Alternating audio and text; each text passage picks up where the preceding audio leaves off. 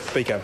Honourable Simon Power. Mr Speaker, I move that the Criminal Procedure Reform and Modernisation Bill be now read a first time. Mr Speaker, at the appropriate time I intend to move that the bill be referred to the Justice and Electoral Committee. Over the past 20 years, Mr Speaker, there has been growing criticism of criminal procedure in New Zealand. The historic answer to this problem has been to appoint more judges and to build more courthouses.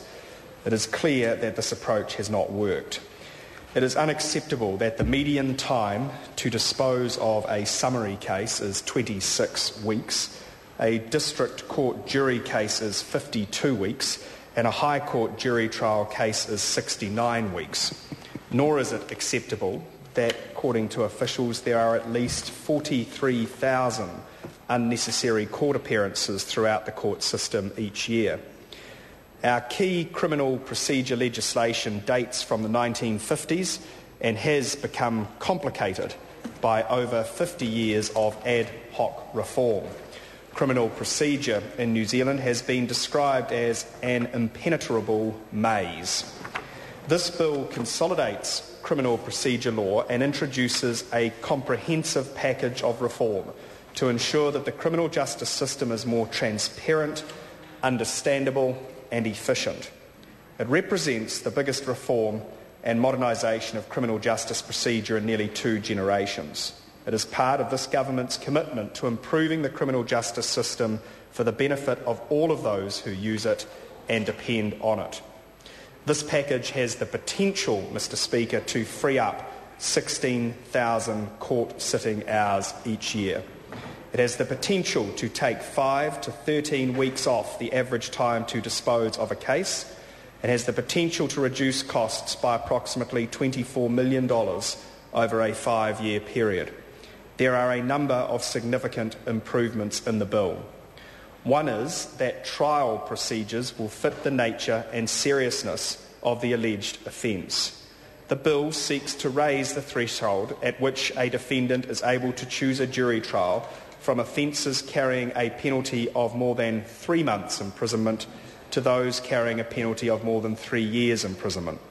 This will strike a better balance between the defendant's rights and ensuring that only cases of significant or sufficient seriousness or public interest are determined by resource-intensive jury trials. This and other changes is expected to result in up to 1,400 fewer cases that need to be designated for trial by a jury. The bill places the onus on parties to progress cases as much as possible outside of the courtroom, facilitated by the preparation of case management memoranda. This will result in fewer adjournments, shorter hearings and reduced time and costs. The bill requires the defence to identify and disclose issues in dispute before a trial.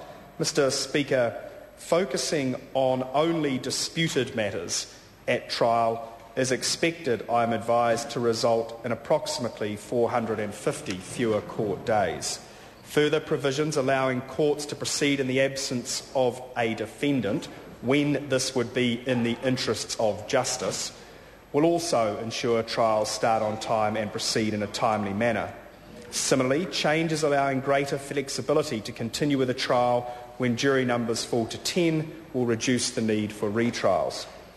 The bill's provisions to encourage court participants to cooperate with one another will help ensure that cases progress in a timely, efficient and appropriate way. These provisions include an ability for the court to impose cost orders against parties, both defence and prosecution, and to impose bail conditions on a defendant to take the necessary steps for the timely progression of their case. It also includes a requirement for the court to take into account a defendant's compliance with procedural matters as a mitigating or indeed aggravating factor. Other provisions in the bill reflect existing provisions in the Summary Proceedings Act 1957 or the Crimes Act 1961, but have been amended to simplify and modernise language and to ensure that court processes can take advantage of developing information technologies as appropriate. Mr Speaker, this package builds on other changes underway to improve the criminal justice system, including the legal aid reforms. victims of crime initiatives, and the rollout of audio-visual links in courts and prisons. Like others in the House, I'm sure, Mr Speaker, I'm a strong believer that justice delayed is justice denied, and this bill will ensure that timely justice is delivered for victims, witnesses, defendants and the community. It will benefit those people who are involved in the criminal justice system through no fault of their own, while maintaining the defendant's fundamental right to a fair trial.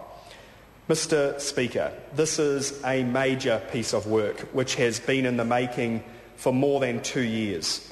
The bill reflects extensive consultation with the judiciary, with lawyers, and a trial of some of the new processes at Tauranga and Manukau district courts. I'd like to thank the judiciary and the legal profession for the constructive role they have played in drawing this bill together.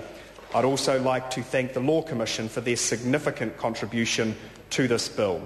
I look forward to the Select Committee's consideration of this significant and comprehensive reform of criminal procedure, and I commend the bill to the House. Question is that the motion